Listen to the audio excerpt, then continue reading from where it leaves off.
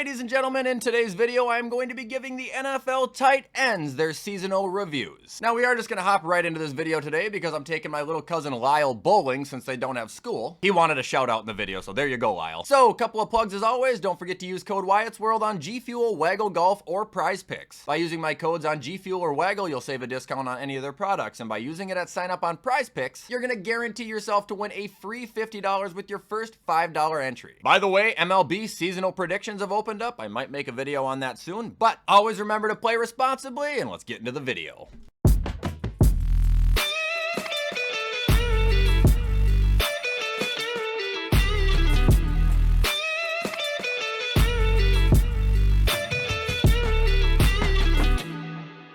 Okay, folks, so here we are at the tier list, and as I've mentioned before, this is a Wyatt's World tier list, so we gotta run through the rankings even though everybody knows exactly what they are. At the top, we've got the elite tight ends, like your mother. You didn't deserve that. Under that, we've got the above average tight ends, like your sister. You didn't deserve that either. Under that, we've got the decent tight ends, like your grandmother. You also didn't deserve that. Towards the bottom, we've got the serviceable tight ends, and at the bottom, we've got the tight ends who are none other than ass. Sound good? Awesome. So starting off, we have Dawson Knox. I hate to do this right off the bat to him, especially my own guy, but serviceable nowadays. Look, he did not turn into the tight end I thought he was going to turn into after the years of 2020 and 2021. And I know the Bills drafted Kincaid, but I'm just saying, as the player, this is not the same old angry run dominant Dawson Knox we once had. Now moving on, we have TJ Hawkinson. I'm still gonna give him the above average. I'm not gonna throw him in the elite column. He wasn't that outstanding this year after his injury. You know, he had one 100-yard game, but I still think deep down this guy has the talent he always has, and next year we'll see a big bounce back. Now we've got Dalton Kincaid. Decent. I hate to say this about him too. I gotta be honest about my own guys. He's looking like he might be a little bit of a bust. And I'm not saying that because he's a terrible tight end. I'm saying it because he's not playing like a first-round pick tight end. He's also hit or miss. Certain games he's electric, and certain games he's making mistakes and looking like a guy who's never played football before. Moving on, we have Sam Laporta. Elite. He's a dog, one of the best tight ends in the league. He didn't have the touchdowns or the yardage he had last year, but he still had 700 receiving yards and 7 touchdowns, which is already impressive for a tight end and even more impressive when you're playing alongside Amon-Ra St. Brown. David Njoku. Above average, I will always shout out his athleticism because he is one of the most athletically gifted tight ends I've ever watched. But if you sneeze on the guy, he also breaks in half. That'll bring us to Luke Musgrave. Hold on a second, is Tucker Kraft not on here? Why? Okay, for one, Tucker Kraft is decent to above average. I think that guy is going to be a very good tight end in Green Bay for many years to come. Luke Musgrave? That guy is ass. He played in 7 games and logged in 7 total receptions on the season. What are you doing out there, playing pocket pool? Moving on, we got Pat Freiermuth. He's back in the above average column. Had the best season of his career, 700 yards, 7 receiving touchdowns, averaged 10 yards a reception. And honestly, I blame the little downslope in his career over the last 2 years. 1, for injuries, and 2, they've had shit quarterback play over there, and they still do. Now moving on to Dalton Schultz. Decent. He played every game this year. His numbers were just down a little bit, which shocks me even more considering the entire offense on that team was hurt. But he still logged in 500 yards and 2 touchdowns. Kyle Pitts. He's decent. I'm just not gonna lie on him either. I feel like we're waiting for a superstar to come out of him that's just never gonna end up actually, you know, arriving. Might go down as one of the biggest what-ifs ever. Now moving on, we have Jelani Woods. I don't know why they wouldn't put Kylan Granson in there or even Moal Cox. Either way, every single tight end on this fucking team is ass. Now we got Tommy Tremble. Ass. I'm done with him. He's been in the league for like 4 years. He's never had over 23 receptions in a season. Like, again, what are we doing? Now we've got Evan Ingram. I still think he's decent. He did miss some time this year, but also if he would have played, he would not have matched what he was previously doing. He wasn't going to get 100 receptions. He wasn't going to get 900 yards. He probably wasn't even going to get 700 yards. I do partly blame the quarterback play, but he's also just getting old.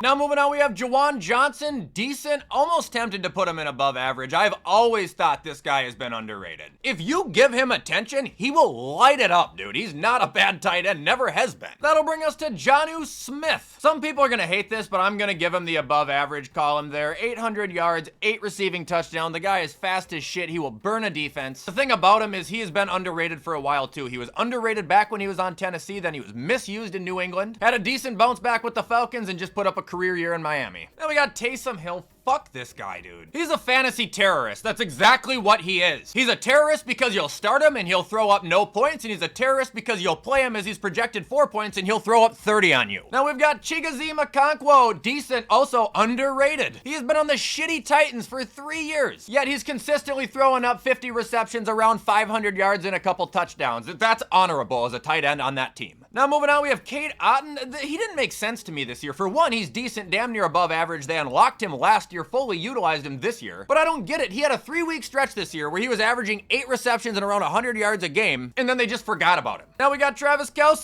This will be the first year where he doesn't get an elite, but he does go still in the above average column. I mean, if you look at Kelce from a statistical standpoint outside of receptions, this year was by far his worst on just about everything. But he was still effective at times, and during the playoffs, he had 2 elite performances, which showed you that he can still be, you know, vintage Kelce. Now moving on, we have Brock Bowers. Elite!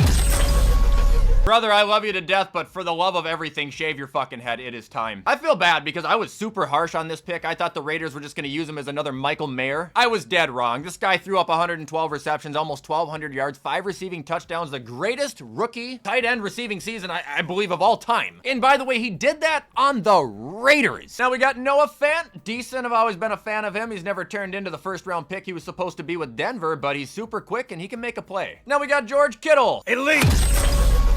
He's still my tight end one. Not only has he been, you know, consistently arguably the best tight end in the league for many years now, but this year the guy's coming off of 1,100 yards and 8 touchdowns and also won me a damn fantasy championship. Now moving on, we have Tyler Higbee. I know he missed a lot of time, but he's still going to go in decent. He is one of the more consistent tight ends I have gotten to watch since I've been watching football. He has been the same guy year in and year out. Not the best, far from the worst. Now we got Trey McBride. Elite!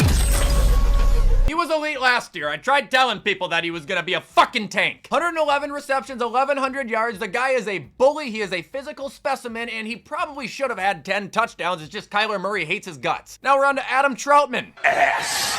Is anybody going to argue that? What has he done in 5 years that deserves to put him out of that column? Now we've got Daniel Bellinger. Ass. 14 catches on the year. Nice one, jackass. Who is the actual decent tight end they have? Theo something? Theo Johnson? Whoever made this tier list sucks. Oh, of course, it's a Flanders that made it. Now we got Greg Dulcich. Ass. Abysmal. He had a decent rookie year like 3 years ago, and he's been terrible ever since. And that'll bring us to Isaiah Likely. Above average. I genuinely do think Isaiah Likely is a very, very good tight end. And he had proved it many times this year, but it's also easy to lose him when you have an on-fire Mark Andrews. Not talking about the Bills game, dude. This guy had like 8 games where he had a touchdown in a row.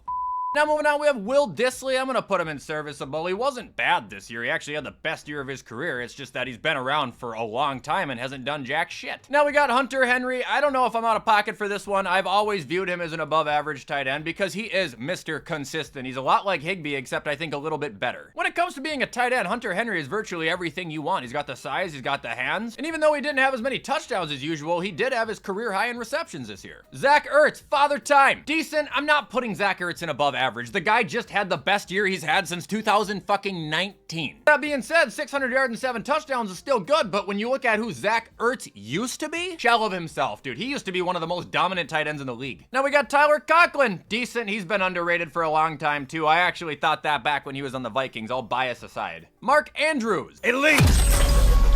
Look, he had an abysmal start to the year. He had an abysmal drop versus the Bills in the playoffs. But dude, this guy was still able to turn on the Jets and walk out with 670 receiving yards and 11 touchdowns on the season. Keep in mind, the first 4 weeks, he had 6 receptions for 65 yards and 0 touchdowns. Talk about a turnaround. Now we got Cole Kmet. Decent. I don't know how you get worse with a better quarterback. That doesn't make a lot of sense, but I'm going to blame it on the offensive play calling there. Now moving on, we got Mike Gesicki. Decent. Another guy that was in New England 2 years ago and severely misused, and this year was on the Bengals and had a nice bounce back. And ending, we have Dallas Goedert. He's actually going to go in decent. Big physical freak of nature here. Very athletically gifted, much like David Njoku. But buddy, we need your ass to be out there for more than 10 games a year. And that, ladies and gentlemen, is going to do it for me giving every starting NFL tight end their seasonal review. That is also where I'm going to end the video for today, everybody. I hope you enjoyed it and had fun with it, and as always, feel free to let me know in the comments where we differ. In the meantime, I'm going to get this edited so you guys can all watch it on time. I hope you have a fantastic Monday. Stay warm if you're in Minnesota, and as always, I will see you in the next video.